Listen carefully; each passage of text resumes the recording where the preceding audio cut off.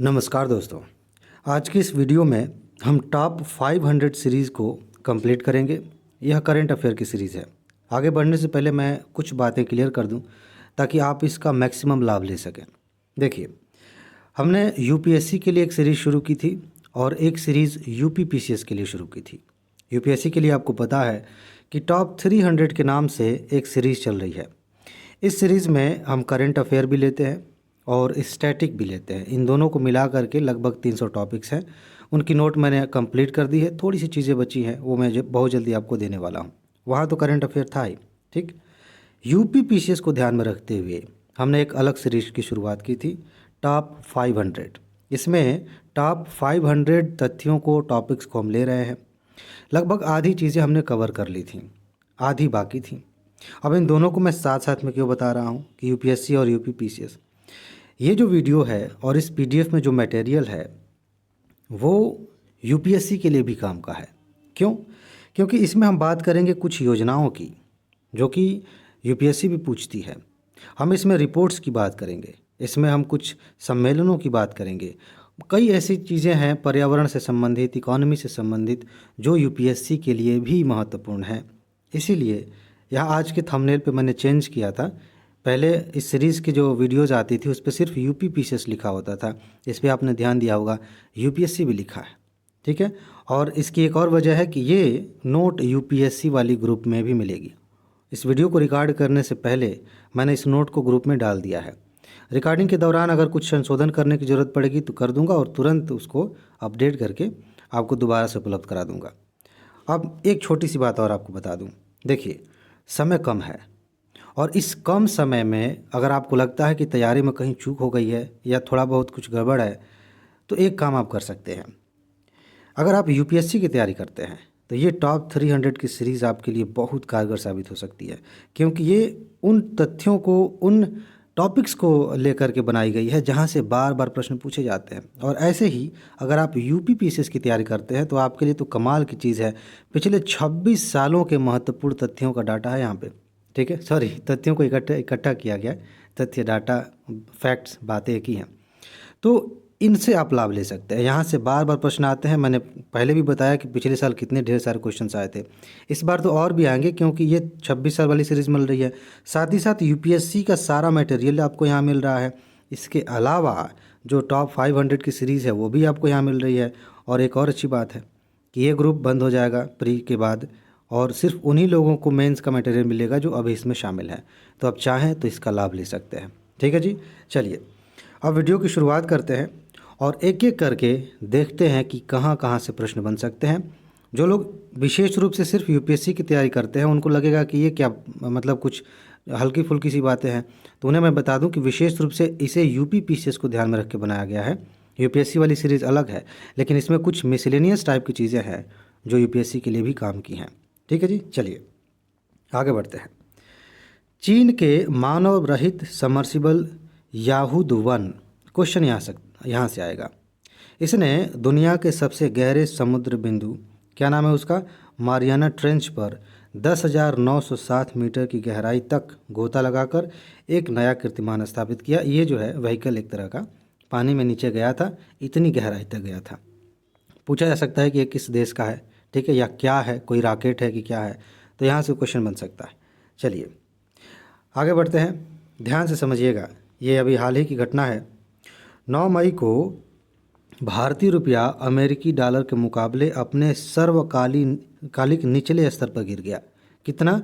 जो 77.50 प्रति अमेरिकी डॉलर पर बंद हुआ। भारतीय रुपये के मूल्यह्रास से निर्यात को बढ़ावा मिलेगा, इस पे बाद में आते हैं। देखिए, आपसे यूपीएससी या यूपी पीसीएस में इस पहली लाइन पर क्वेश्चन पूछा जाए, इसकी संभावना कम है कि कितना कम हो गया।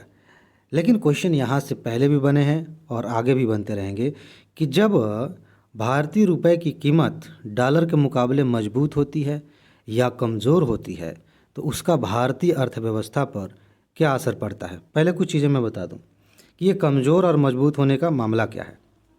जैसे मान लीजिए कि 1 रुपये आप लिए हैं, ठीक, और ये बराबर है $1 के। इसका मतलब ये है कि ये दोनों जो मुद्राएं हैं वो बराबर वैल्यू की हैं, ठीक है। मतलब 1 रुपये में आप इंटरनेशनल मार्केट में जो कुछ खरीद सकते हैं उतने उतने $1 में उतनी चीज़ें खरीद सकते हैं। आगे चल के ऐसा हुआ, ये डॉलर है कि 1 रुपये, ध्यान से देखिएगा, 1 रुपये की जो कीमत है, या इसको उल्टा कर देते, $1 की जो कीमत है वो 1 रुपये से बढ़कर के 15 रुपये हो गई।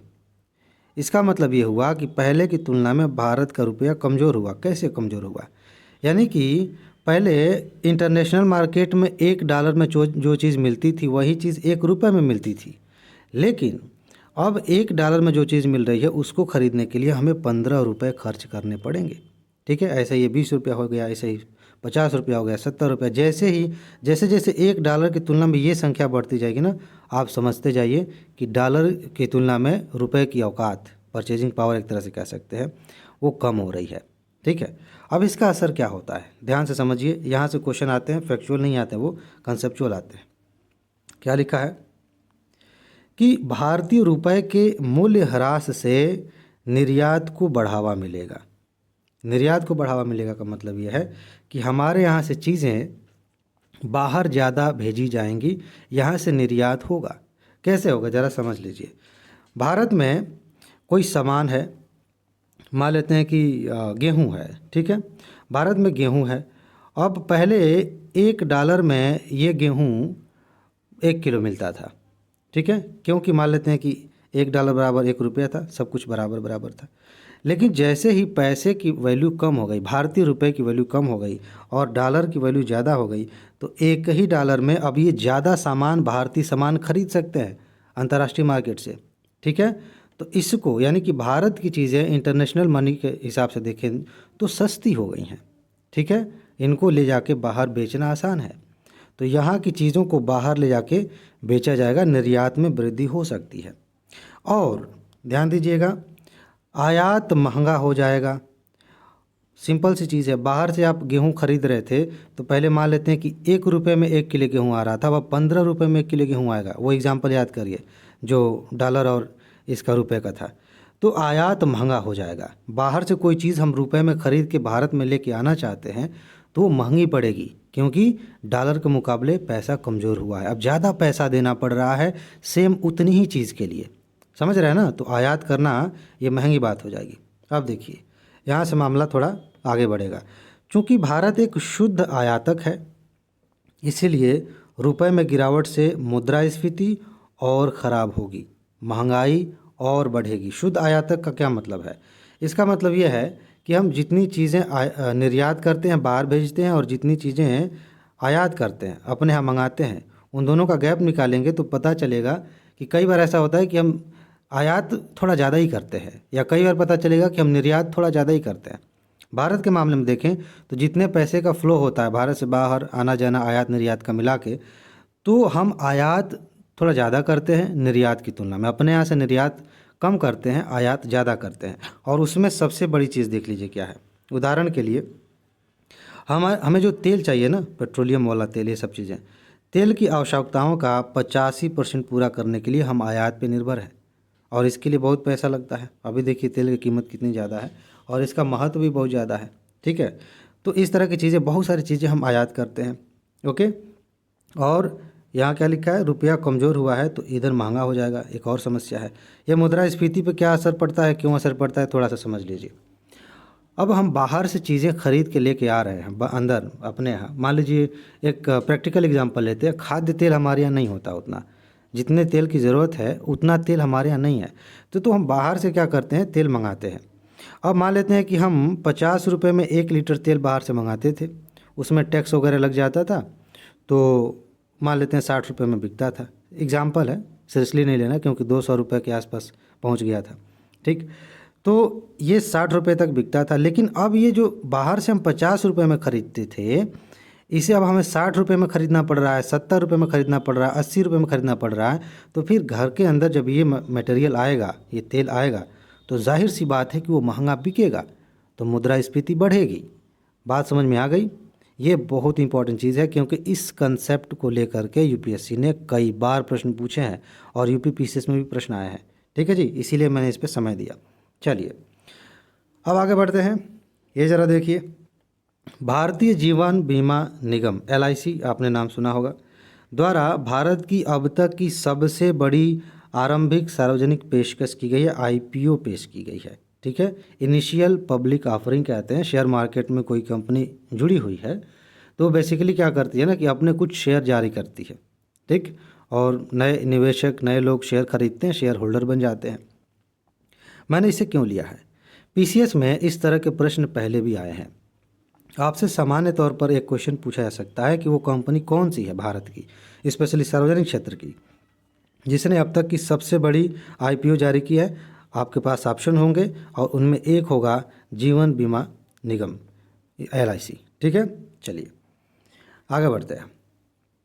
हाल ही में बिहार के मुख्यमंत्री द्वारा बिहार में अनाज आधारित इथेनॉल संयंत्र का उद्घाटन किया गया। इथेनॉल आजकल बहुत ज़्यादा इंपॉर्टेंट होते जा रहा है। ठीक है, तो इसका उद्घाटन किया गया, ध्यान रखिएगा, अनाज आधारित, अनाज से इथेनॉल बनेगा, इस संयंत्र का उद्घाटन किया गया है। वहाँ से क्वेश्चन आ सकता है, पहला कि ये किस राज्य में हुआ है, और दूसरा एक यहाँ से क्वेश्चन आ सकता है। इस टाइप का क्वेश्चन UPSC भी पूछती है। भारत पेट्रोल में 9% इथेनॉल सम्मिश्रण हासिल कर लिया है भारत ने, यानी कि इस समय हम जो पेट्रोल हमारे पास है जो यूज़ होता है उसमें 9% इथेनॉल इस्तेमाल करते हैं मिला करके। ठीक है, इसके अपने फ़ायदे हैं क्योंकि इससे जो है ग्लोबल वार्मिंग कम होती है, जहरीली गैसें ज़्यादा नहीं निकलती जितना कि इसके बिना जो पेट्रोल यूज़ करते हैं उससे निकलती हैं। इसके कई सारे फ़ायदे हैं। मेंस में भी क्वेश्चन यहाँ से आए हैं। क्वेश्चन ये पूछा जा सकता है कि कितने % फ़िलहाल हम यूज़ कर रहे हैं ये, और उससे भी ज़्यादा इम्पोर्टेंट है कि 2025 तक हमने 20% इथेनॉल मिश्रण जो है लक्ष्य रखा है प्राप्त करने के लिए। ठीक है, यानी कि 2025 तक हमने टारगेट रखा है कि हम अपने पेट्रोल में 20% इथेनॉल इस्तेमाल करेंगे। यहाँ से क्वेश्चन आ सकता है। ठीक, चलिए आगे बढ़ते हैं। 25 अप्रैल 2022 को प्रधानमंत्री नरेंद्र मोदी ने रायसीना डायलॉग का उद्घाटन किया।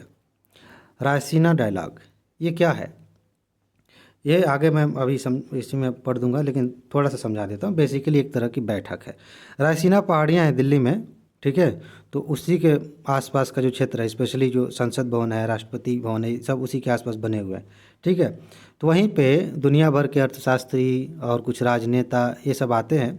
ठीक है, बैठक होती है, चर्चाएँ होती हैं, सिंपल एक वार्ता का मंच है। तो वो हर साल होता है, वही हुआ, इसका उद्घाटन किया गया। इस कार्यक्रम की मुख्य अतिथि यूरोप आयोग की अध्यक्ष थी। कौन थी? Ursula van der Leyen. ये यहाँ से क्वेश्चन आ सकता है PCS में। ठीक है, कि कौन थी। और सामान्य तौर पर पूछा जाए कि ये क्या है तो मैंने बता ही दिया, थोड़ा सा पढ़ देता हूँ। यह संवाद भू अर्थशास्त्र, जियो इकोनॉमी और जियो पॉलिटिक्स, भू राजनीति पर देश का प्रमुख सम्मेलन है। साल 2016 में रायसीना डायलॉग की शुरुआत हुई थी। यहाँ से क्वेश्चन आ सकता है कि इसकी शुरुआत कब से हुई थी? 2016 से हुई थी। ओके, आगे देखिए, एक क्वेश्चन यहाँ से भी बनता है, काफ़ी इंपॉर्टेंट है इधर, कि कौन इसे करवाता है। इस सम्मेलन का उद्देश्य वैश्विक समुदाय द्वारा सामना किए जा रहे सबसे चुनौतीपूर्ण मुद्दों का समाधान करना है, कि दुनिया में अभी क्या चल रहा है, कैसे उसका समाधान किया जाए, यही सब बातचीत होती है। यहाँ से क्वेश्चन आ सकता है। विदेश मंत्रालय, देखिए, विदेश मंत्रालय ऑब्जर्वर रिसर्च फाउंडेशन के सहयोग से, दो शामिल है, एक सरकार की ओर से विदेश मंत्रालय है और ये है ऑब्जर्वर रिसर्च फाउंडेशन। इसके सहयोग से इस सम्मेलन का आयोजन करता है। ओके, बाकी नॉर्मल सी लाइन है।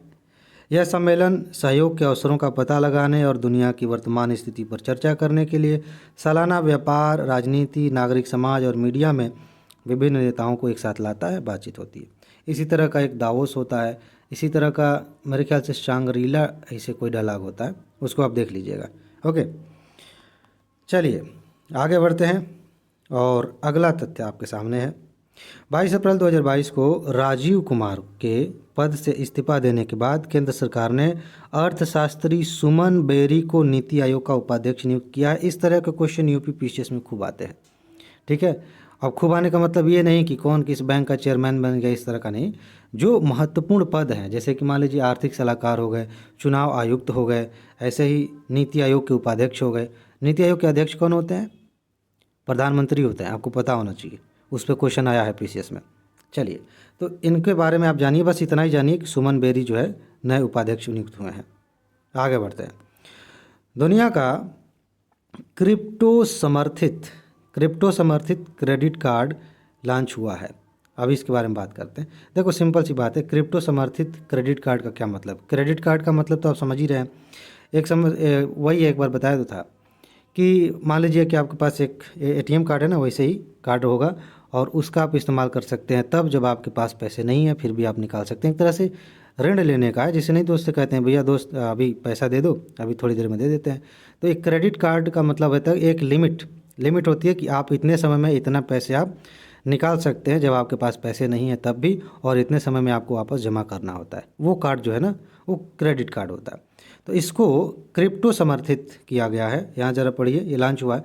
क्रिप्टो ऋणदाता नेक्सो ने दुनिया का पहला क्रिप्टो समर्थित भुगतान कार्ड लॉन्च करने के लिए मास्टर कार्ड के साथ सहयोग किया है। मास्टर कार्ड एक बड़ा फेमस है, इसका तो विवाद भी हुआ था भारत में, आप इसके बारे में जानेंगे। तो इन्होंने एक साथ हाथ मिलाया है और वो जो ऋण लेने की व्यवस्था है, एक तरह से क्रेडिट लेने की व्यवस्था है, वो क्रिप्टो करेंसी के रूप में भी हो सकती है। समझ रहे हैं? क्रिप्टो समर्थित का मतलब क्या है? क्रिप्टो करेंसी जैसे बिटकॉइन है, इसी तरह से इथेरियम भी मेरे ख्याल से है, उसमें शामिल है क्रिप्टो करेंसी में। ठीक, इससे क्वेश्चन बना है, आगे भी बन सकता है, ध्यान रखिएगा कहीं पढ़ने को मिले तो, कि ये क्या है। ऐसे सेंटेंस यूपीएससी पूछ लेती है जिसमें इथेरियम, बिटकॉइन, इस तरह से। तो ध्यान रखेंगे कि क्रिप्टो करेंसी सिर्फ बिटकॉइन नहीं है, और भी हैं। चलिए आगे बढ़ते हैं। विश्व बैंक ने हाल ही में अपनी एक रिपोर्ट जारी की और इस रिपोर्ट में कहा कि 2011 की तुलना में 2019 में भारत में गरीबी 12.3% कम है।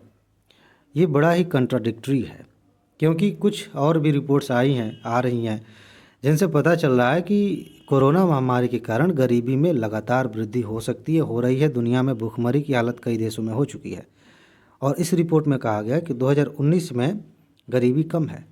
ध्यान देने वाली बात क्या है, 2019 में और 2019 के लास्ट में कोरोना आया था, यानी कि उसके कोरोना आने के पहले की दशा की बात हो रही है। समझ रहे हैं ना? नहीं तो सामान्य तौर पर कहेंगे कि हाल ही में रिपोर्ट आया है और 2 साल से कोरोना का झेल रहे थे तो कैसे गरीबी कम हो गई है। तो इस टाइमलाइन को आप देखेंगे और इसे आप देखेंगे तो समझ में आ जाएगा कि रिपोर्ट तो हाल ही में आई थी, लेकिन आंकड़ा कहाँ से कहाँ का लेके कंपैरिजन किया जा रहा है वो इम्पॉर्टेंट है।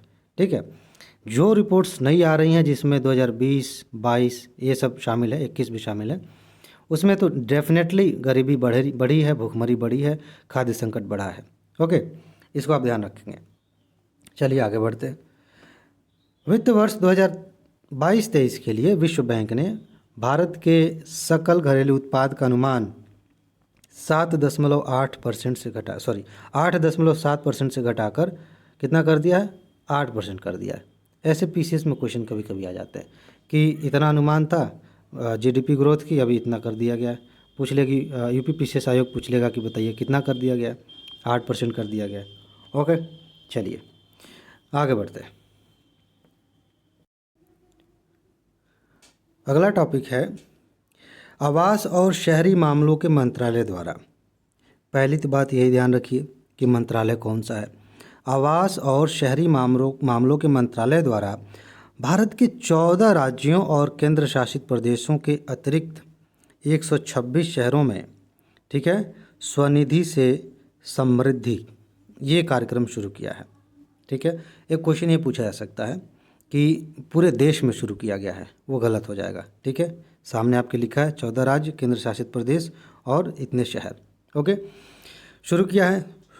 एक मिनट, यहाँ देखिए 2020-21 में कोविड-19 महामारी से संबंधित चुनौतियों के बावजूद यह कार्यक्रम देश में लाखों, अब देखिए यहाँ से, रेहड़ी पटरी वालों और उनके परिवारों को सामाजिक सुरक्षा लाभ प्रदान करने में सफल रहा।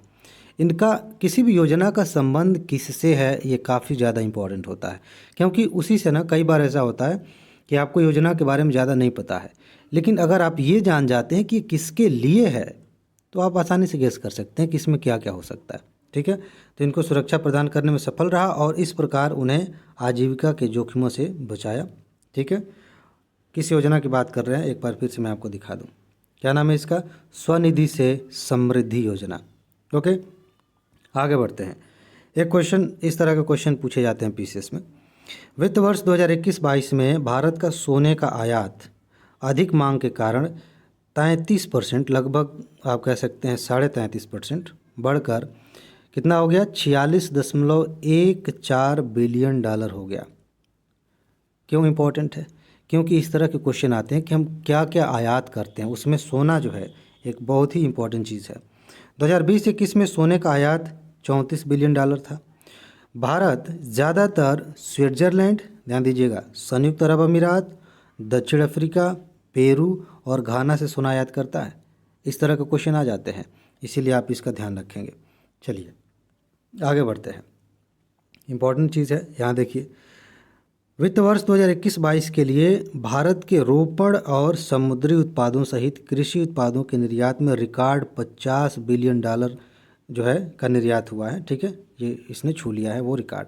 ओके, यह पिछले साल की तुलना में 20% ज़्यादा है, यानी कि हमारे कृषि निर्यात में वृद्धि हुई है। प्लांटेशन वाली खेती का मतलब क्या है? जैसे कि एक सिंपल सा एग्जांपल तो आप गन्ना ले सकते हैं, इसके अलावा कुछ फल है वो सब प्लांटेशन कृषि के तहत आते हैं। और समुद्री उत्पादों में मछली है और भी चीज़ें हैं, झींगा है, ये सब इनका निर्यात होता है। यहाँ देखिएगा ज़रा, उच्चतम निर्यात हासिल करने वाली वस्तुएं भारत में जो, जैसे कभी कभी पूछ लिया जाता है कि जो जिन चीज़ों को हम निर्यात कर रहे हैं, अपने यहाँ से बाहर बेच रहे हैं, उसमें पैसे के हिसाब से बात करें तो किससे कितना ज़्यादा हम पैसा कमाते हैं, उस कैटेगरी में ऊपर से नीचे आइए, 1 2 3 4 ऐसे करके सबसे ज़्यादा पैसा हम कमाते हैं चावल के निर्यात से। यूपीएससी ने एक बार पूछ लिया था, मेरे ख्याल से 2020 की ही बात है, 19-20 की बात है, कि कौन सा देश सबसे ज़्यादा चावल निर्यात करता है। बड़ा सिंपल सा लग रहा था, कई लोगों के सवाल गलत हो गए, आंसर था भारत। ठीक है, उसके बाद से हम गेहूं से पैसा कमाते हैं, उसके बाद से चीनी का नंबर है, बाकी अन्य अनाज इसमें शामिल है। ये सीरीज़ आप ऐसे याद रखेंगे, बहुत काम आएगा यूपीएससी के लिए भी, मेंस में भी इस तरह की चीज़ें काम आती हैं, और पीसीएस के लिए तो है ही। चलिए आगे बढ़ते हैं, यहाँ ध्यान दीजिए। भारतीय रिजर्व बैंक की पूर्ण स्वामित्व वाली सहायक कंपनी भारतीय रिजर्व बैंक के नोट मुद्रण प्राइवेट लिमिटेड, इसका इतना बड़ा जो है शार्ट नाम है, इससे बढ़िया यही है। ठीक है, नोट मुद्रण प्राइवेट लिमिटेड के कर्नाटक ने इस कंपनी ने कर्नाटक के मैसूर में वर्णिका नामक एक स्याही निर्माण इकाई की स्थापना की है। ये कोई आम स्याही नहीं होती, समझ रहे हैं ना, जिस स्याही से नोट पर लिखा जाता है वो स्याही। और आरबीआई के इन संस्थाओं से पैसा जो छापा जाता है उससे पीसीएस में क्वेश्चन आते हैं। तो ये वर्णिका क्या है, नाम सुनने में लगता है कभी कभी, वैसे अगर आपने नहीं पढ़ा है और पूछा जाए कि वर्णिका क्या है, एक मिसाइल है, तोप है, एक नई बंदूक नई तरह की है, तो ज़्यादातर संभावना है कि हम समझें कि ये कोई डिफेंस का इंस्ट्रूमेंट है इस तरह का। वर्णिका क्या है? इन्होंने एक इकाई खोली है स्याही बनाने की, कर्नाटक मैसूर में टकसाल भी है, आपको पता होना चाहिए। ठीक है, तो ये हो गया। इस नई इकाई को आरबीआई गवर्नर शशिकांत दास ने राष्ट्र को समर्पित किया, ये तो सिंपल सी बात है। चलिए, ये इंपॉर्टेंट चीज़ है, ध्यान से समझिए, यहाँ से क्वेश्चन आ सकता है डायरेक्ट। भारतीय बहुराष्ट्रीय शैक्षिक प्रौद्योगिकी कंपनी, देखना ये बहुराष्ट्रीय हो गई है, कौन? बायजूस को 24 मार्च को फीफा विश्व कप 2022 के आधिकारिक प्रायोजक के रूप में घोषित किया गया। आपने देखा होगा वर्ल्ड कप वगैरह होते हैं, मैचेस होते हैं, तो जो प्रायोजक होते हैं ना, उनके जगह जगह होर्डिंग्स लगे होते हैं, बोर्ड लगे होते हैं, ठीक, ताकि इनका प्रचार हो सके। और वो वहाँ पे शामिल होना, प्रायोजक होना बड़ी बड़ी इवेंट्स में इतनी आसान बात नहीं होती, उसके लिए बड़ा पैसा इन्वेस्ट करना पड़ता है। और इन्वेस्ट आदमी क्यों करता है? ताकि रिटर्न हमें फ़ायदा भी हो सके। तो भारत की ये कंपनी बायजूस उसकी प्रायोजक बनी है किसका? फीफा वर्ल्ड कप की। फीफा वर्ल्ड कप से तो वैसे ही पीसीएस में पहले से क्वेश्चंस आते हैं। ठीक है, पूछा जा सकता है कि भारत की यह कंपनी कौन सी है। बायजूस फीफा विश्व कप से जुड़ने वाली पहली भारतीय कंपनी बन गई है, इसीलिए ये प्रश्न पूछा जा सकता है। खेल से प्रश्न आने का मतलब सिर्फ खिलाड़ी से प्रश्न आता है, ऐसा भ्रम में ना रहिएगा, खेल के अलग अलग हिस्सों से प्रश्न आ जाते हैं। ठीक है, चलिए आगे बढ़ते हैं। प्रधानमंत्री श्रम योगी मानधन योजना, ठीक है, प्रधानमंत्री श्रम योगी मानधन योजना, इसमें एक सेक्शन है योजनाओं का, उसमें जितने भी महत्वपूर्ण योजनाएं हम कवर करेंगे, इसी वीडियो में कवर करेंगे। ठीक है, तो फिलहाल इसके बारे में देख लेते हैं, अगर रिपीट होगा तो मैं उसको जल्दी से कवर कर लूँगा। फिलहाल यहाँ विस्तार से है, देखिए इस योजना के तहत श्रम और रोजगार मंत्री भूपेंद्र यादव ने एक पहल लॉन्च की है, डोनेट अ पेंशन। ये क्वेश्चन पूछा जा सकता है कि ये कौन सी पहल है, डोनेट अ पेंशन, और किस योजना के तहत है। यहाँ से क्वेश्चन आ सकता है। कभी कभी मंत्री का नाम भी पूछ लिया जाता है यूपीपीसीएस में कि किसने लॉन्च किया, इसको ध्यान रखेंगे। चलिए ज़रा आगे बढ़ते हैं। सहायक कर्मचारियों के लिए पेंशन फंड में योगदान करने की प्रक्रिया को आसान बनाने के लिए इस पहल की शुरुआत की गई है। क्या मतलब है सहायक, यहाँ चलिए नीचे लिखा भी है, देखिए। इस पेंशन योजना पहल के तहत नागरिक अपने सहायक कर्मचारियों, जैसे कि ड्राइवर हैं, उनके घरेलू कामगार हैं, सहायक हैं, जो भी उनके हेल्प कर रहे हैं, आदि के प्रीमियम योगदान में दान कर सकते हैं। इसका मतलब क्या है? जैसे मान लीजिए कि आपका ड्राइवर है और उस ड्राइवर ने पेंशन लिया हुआ है, ठीक है, सॉरी, हाँ ठीक है। तो उसमें एक सेकेंड, इस योजना के तहत कहाँ लिखा है, एक मिनट रुकिए ज़रा। हाँ जी, तो सिंपल सी चीज़ है। देखिए क्या है कि कई तरह की सरकार की योजनाएं चल रही हैं पेंशन से रिलेटेड, कि आप इतने समय तक आप पैसा जमा करिए और उसके बाद से जब आपकी उम्र 60 साल की हो जाएगी तो आपको 3,000 5,000 जो भी बनता है उसके हिसाब से पेंशन मिलना शुरू हो जाएगा। तो आप ऐसा कर सकते हैं कि अपने ड्राइवर की हेल्प कर सकते हैं कि जो वो पैसा जमा कर रहे हैं ना, उसमें कुछ आप अपनी तरफ से दान करिए, एक तरह से उसमें पैसा जमा करिए, ठीक है। ये सिंपल सी योजना है। चलिए इस योजना के बारे में ज़रा पढ़ते हैं, इम्पॉर्टेंट है। प्रधानमंत्री श्रमयोगी मानधन योजना एक अंशदायी और स्वैच्छिक पेंशन योजना है, ठीक है, स्वैच्छिक है, जिसमें लाभार्थी पूर्व निर्धारित आयु विशिष्ट योगदान देता है। पूर्व निर्धारित मतलब पहले से तय है कि आप इस उम्र में इतना योगदान देंगे। आयु विशिष्ट का मतलब ये है कि अगर आप 18 से 20 साल के हैं, 40 साल के हैं, ऐसे कैटेगरी बनाई गई है, तो उसमें आपके लिए तय किया गया कि आप इतना पैसा देंगे, जिसका मिलान सरकार द्वारा 50-50 के अनुपात में किया जाता है। इसका मतलब ये है कि जितना आप जमा करेंगे अपने ही लिए पेंशन वाले फंड में, उतना ही सरकार भी जमा करेगी। आपने 100 रुपये जमा किया, सरकार ने 100 रुपये अपनी तरफ से जमा किया, आपने 200 जमा किया, सरकार 200 और दे रही है। इसका मतलब ये नहीं है कि आप एक ही बार 1 लाख जमा कर दें और सरकार फिर कहेगी कि हमारी तरफ से भी 1 लाख लो, ठीक है, उसकी एक लिमिट है। चलिए आगे देखते हैं। इसी में इस योजना की देखरेख श्रम और रोजगार मंत्रालय द्वारा की जाती है, पहली बहुत इंपॉर्टेंट बात है। और इसे भारतीय जीवन बीमा निगम और CSC governance services India limited द्वारा क्रियान्वित किया जाता है, ठीक है, दोनों शब्द एक ही जैसे हैं। तो ये चीज़ें आप ध्यान में रखेंगे कि कौन क्रियान्वयन कर रहा है और कौन इसकी देखरेख कर रहा है, कौन मंत्रालय से जुड़ा हुआ है। इसके अलावा यहाँ देखिए, LIC इसका पेंशन फंड मैनेजर है, ओके। और ये जो योजना है श्रमयोगी मानधन योजना, पेंशन प्रणाली के माध्यम से जुटाई गई धनराशि को भारत सरकार की निवेश रणनीति के अनुसार निवेश किया जाता है, ठीक है। ये बड़ा इंपॉर्टेंट चीज़ है कि लोग जमा कर रहे हैं, सरकार सबसे पैसे ले रही है कि आप जब 60 साल के हो जाएंगे तो आपको पेंशन मिलेगी महीने में, लेकिन वो पैसा जो अभी जमा हो रहा है वो कहाँ जाएगा? सरकार रखे थोड़ी रहेगी, उसको सरकार निवेश भी करती है ताकि उससे सरकार पैसा कमा सके, समझ रहे हैं ना। चलिए अब इस योजना के लाभ ज़रा देख लीजिए, क्वेश्चन आ सकता है।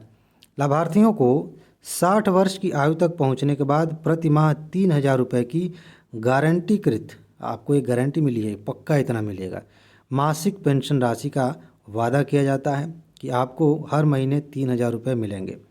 और पेंशन प्राप्ति के दौरान ध्यान दीजिएगा, जब पेंशन मिलने लगा है, पेंशन प्राप्ति के दौरान यदि लाभार्थी की मृत्यु हो जाती है तो लाभार्थी की पेंशन का 50% पति या पत्नी को पारिवारिक पेंशन के रूप में दिया जाएगा। जिस व्यक्ति ने पैसा जमा किया है, मान लीजिए 60 साल की उम्र हुई और 5 ही साल तक अभी पेंशन ले पाया, उसके बाद से उसका निधन हो गया, तो जो पैसे उसके और मिलने थे, जितना पैसा लगभग जमा है, वो कहाँ जाएगा?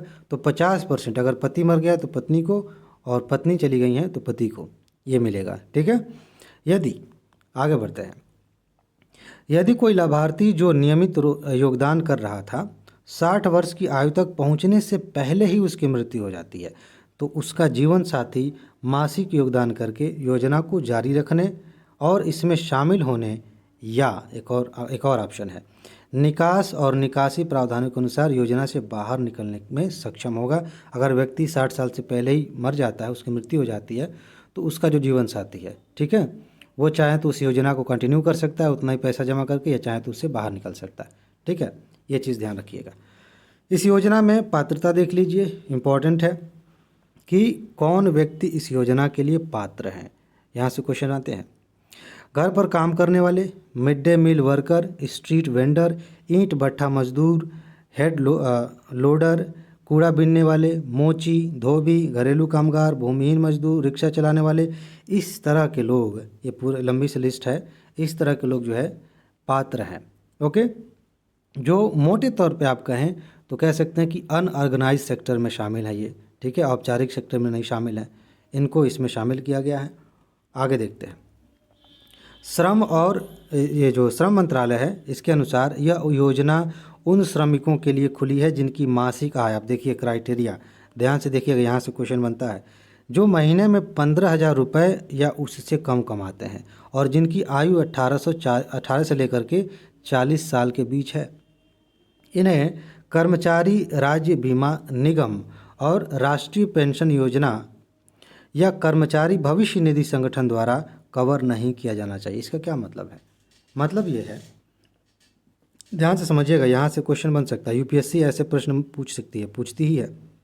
क्या है कि जिनको ये लाभ मिलने वाला है ना, वो इधर कहीं शामिल नहीं होने चाहिए। कर्मचारी राज्य बीमा निगम के तहत कोई लाभ नहीं ले रहे हैं, पेंशन राष्ट्रीय पेंशन योजना में वो शामिल नहीं है, या कर्मचारी भविष्य निधि संगठन द्वारा उनको कवर नहीं किया गया है, ठीक, तब उन्हें इस योजना के तहत लाभ मिलेगा। ओके, अच्छा, साथ ही वह करदाता नहीं होना चाहिए। ऐसा नहीं है कि वो व्यक्ति इतना कमाता है कि वो टैक्स भी देता है, तो अगर टैक्स देने वाला व्यक्ति होगा तो उसे इस योजना का लाभ नहीं मिलेगा। ठीक है जी, चलिए आगे बढ़ते हैं। ये देखिए ज़रा, 7 मार्च 2022 को केंद्रीय सूक्ष्म लघु और मध्यम उद्यम मंत्री, एमएसएमई मंत्रालय के मंत्री नारायण राणे ने महिलाओं के लिए एक विशेष उद्यमिता प्रोत्साहन अभियान की शुरुआत की है, जिसका नाम है समर्थ। महिलाओं के लिए समर्थ उद्यमिता प्रोत्साहन अभियान अंतर्राष्ट्रीय महिला दिवस कब मनाया जाता है? यहाँ से क्वेश्चन आया है। 8 मार्च को के समारोह के भाग के रूप में शुरू किया गया था। यहाँ से क्वेश्चन आ सकता है। 8 मार्च याद रखेंगे, समर्थ याद रखेंगे, महिलाओं से जुड़ा है, उद्यमिता को आगे बढ़ाना है, महिलाओं जो है एंटरप्रेन्योर बने, उद्योग लगाएं, इसमें आगे बढ़ें, इसके लिए। अच्छा, समर्थ के बारे में थोड़ा और जानते हैं। समर्थ महिलाओं को स्वरोजगार के अवसर प्रदान करेगा और उन्हें आत्मनिर्भर और स्वतंत्र बनाएगा। आगे देखिए क्वेश्चन में कौन कौन सी बातें शामिल हो सकती हैं। देखिए, समर्थ के तहत एमएसएमई मंत्रालय द्वारा आयोजित मुफ्त कौशल विकास कार्यक्रम में देखिए कार्यक्रम होंगे, कौन मंत्रालय लेके आएगा? एमएसएमई मंत्रालय, और ये मुफ्त होंगे, फ्री में होंगे। इनमें 20% सीटें महिला उद्यमियों के लिए आवंटित की जाएंगी, जिससे 2022-23 में लगभग 7500 महिलाओं को मदद मिलेगी। ये 20% आप ध्यान में रखेंगे, यहाँ से क्वेश्चन पूछा जा सकता है। चलिए आगे बढ़ते हैं। साथ ही साथ एमएसएमई मंत्रालय की योजनाओं के तहत विपणन सहायता के लिए घरेलू और अंतर्राष्ट्रीय प्रदर्शनियों में कहाँ के आगे भेजे गए एमएसएमई व्यापार प्रतिनिधिमंडल का 20% महिलाओं के स्वामित्व वाले सूक्ष्म लघु और मध्यम उद्यमों यानी कि एमएसएमईज जो होते हैं, एमएसएमई, इनको समर्पित होगा। क्या मतलब है? देखिए, जो प्रतिनिधिमंडल भेजे जाएंगे इस बात के लिए कि जो मान लीजिए कि छोटे उद्योग लगे हैं तो उनको बेचना भी है, मार्केटिंग करनी है बेसिकली, तो उसमें 20% महिला होंगी। ठीक है, इसमें वो मतलब इनका प्रतिनिधित्व भी शामिल होगा इसमें, और यह पहल महिलाओं के व्यवसायों तक अधिक पहुंच प्रदान करेगी। ठीक है, चलिए आगे देखते हैं। राष्ट्रीय लघु उद्योग निगम, इसके बारे में आपको पता होना चाहिए। राष्ट्रीय लघु उद्योग निगम छोटे छोटे उद्योगों की सहायता करता है। ठीक है, इसकी वाणिज्यिक योजनाओं पर वार्षिक प्रसंस्करण शुल्क 20% की छूट महिलाओं को मिलेगी। ठीक है, 2022-23 में प्राप्त की जा सकती है। और महिलाओं के स्वामित्व वाले एमएसएमई के पंजीकरण के लिए उद्यम पंजीकरण के तहत एक विशेष अभियान चलाया जाएगा ताकि अधिकतर महिलाएं पंजीकृत हो सकें। ठीक है, आगे चलते हैं। ये देखिए नेक्स्ट टॉपिक है ये।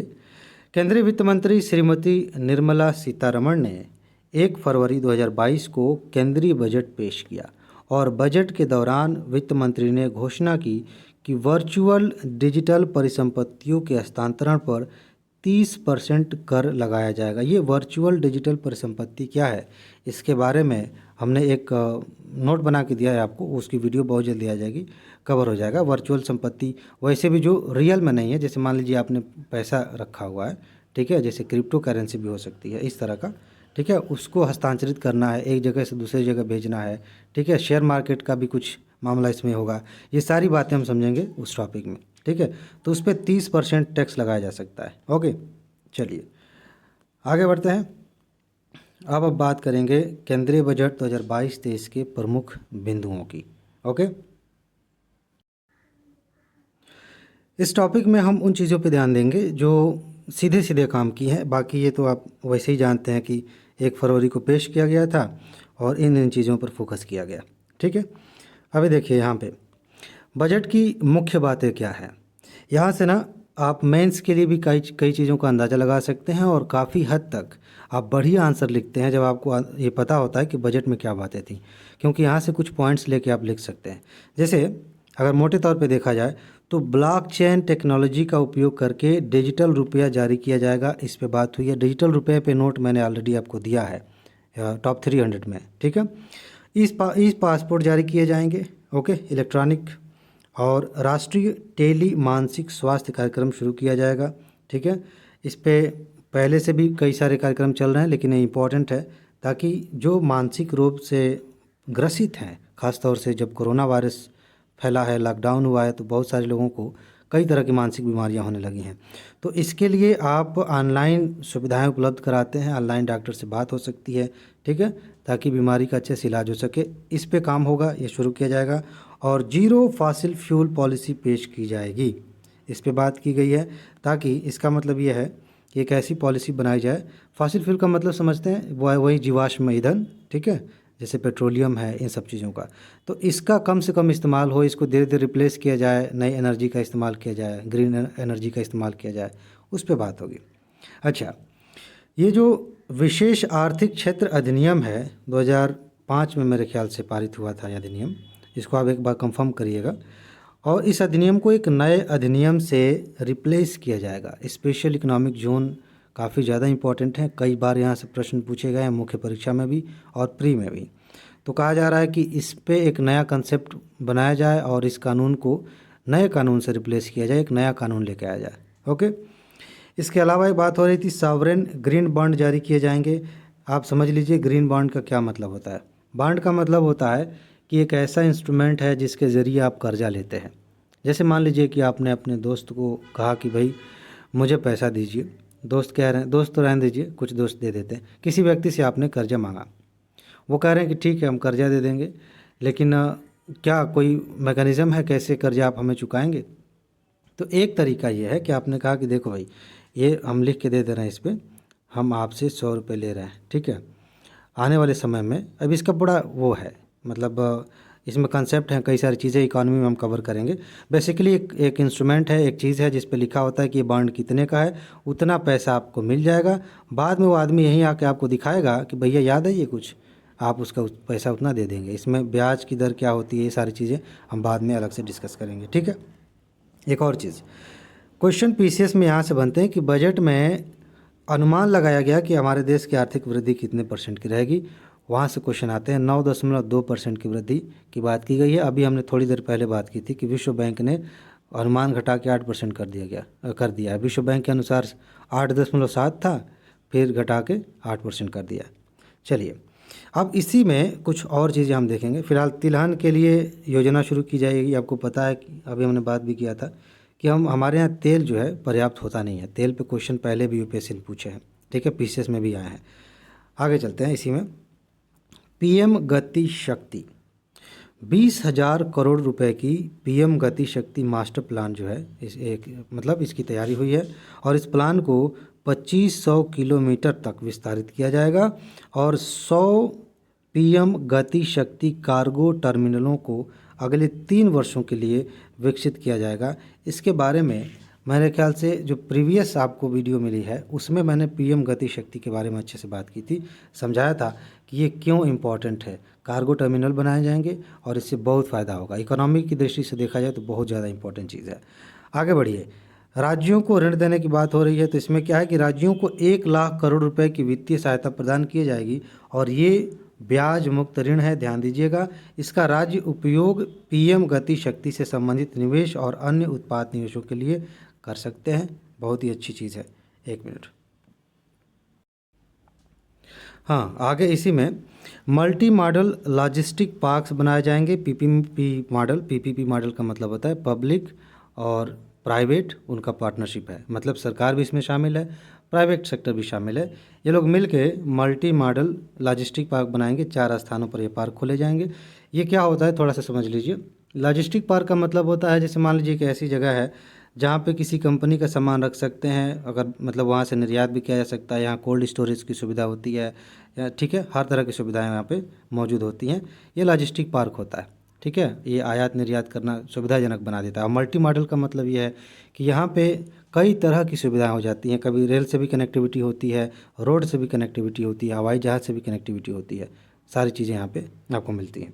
ठीक, आगे बढ़ते हैं। पीएम ई विद्या, इसके बारे में जानिए, यहाँ से क्वेश्चन आ सकता है। ये क्या है? 1 क्लास 1 टीवी चैनल प्रोग्राम है, समझ रहे हैं। इसे 12 से 200 टीवी चैनलों तक बढ़ाया जाएगा और ये कक्षा 1 से लेकर 12 तक क्षेत्रीय भाषाओं में शिक्षित करने के लिए है, ठीक है। जो रीजनल लैंग्वेज है उस भाषा में शिक्षा दी जाएगी। इसे आप ध्यान रखेंगे, बहुत ज़्यादा इम्पोर्टेंट है। आगे चलते हैं। एमएसपी के लिए 2.37 लाख करोड़ रुपए लेके आई है सरकार। क्या है इसमें? इसके बारे में तो हमने विस्तार से काफ़ी बात की। एक सेपरेट वीडियो आप देखेंगे एमएसपी पे। वित्त मंत्री ने न्यूनतम समर्थन मूल्य के सीधे भुगतान के लिए 2.37 करोड़ रुपए आवंटित किए हैं और 2021-22 में गेहूं की खरीद 1208 लाख टन और धान की खरीद 163 लाख टन हुई थी। ये चीज़ इससे भी इस पे क्वेश्चन कभी कभी आते हैं, लेकिन आप ये ध्यान रखें कि बजट में इतना पैसा एमएसपी के लिए रखा गया है। ठीक, चलिए आगे बढ़ते हैं। इसे ज़रा देखिए। प्रोडक्शन लिंक्ड ये मॉडल है, ध्यान से समझिएगा। पीएलआई स्कीम एक है। ऊर्जा क्या है? उच्च ऊर्जा दक्षता मॉड्यूल के निर्माण के लिए पीएलआई के लिए 1950 करोड़ रुपए आवंटित किए गए हैं। यह भारत को 2030 तक 280 गीगावाट के अपने सौर ऊर्जा लक्ष्य को प्राप्त करने में मदद करेगी। समझ रहे हैं इस चीज़ को? ये जो योजना है पीएलआई, प्रोडक्शन लिंक्ड इंसेंटिव, इसका मतलब होता है कि इसमें कई सेक्टर जोड़े गए हैं। मेरे ख्याल से 14 के आसपास सेक्टर्स हैं। तो उनमें प्रोडक्शन से रिलेटेड आपको इंसेंटिव मिलता है कि आप कितना प्रोडक्शन करते हैं उसके हिसाब से, और उसमें फ़िलहाल इतना ज़्यादा पैसा दिया जाएगा। इससे ज़्यादा भी इम्पोर्टेंट, सबसे ज़्यादा इम्पोर्टेंट लाइन ये है कि भारत को 2030 तक अपना लक्ष्य प्राप्त करने में मदद मिलेगी। कौन सा लक्ष्य? 280 गीगावाट जो है सौर ऊर्जा में उत्पादित करना है, ये हमारा लक्ष्य है, उसमें मदद मिलेगी। इम्पॉर्टेंट है। चलिए आगे बढ़ते हैं।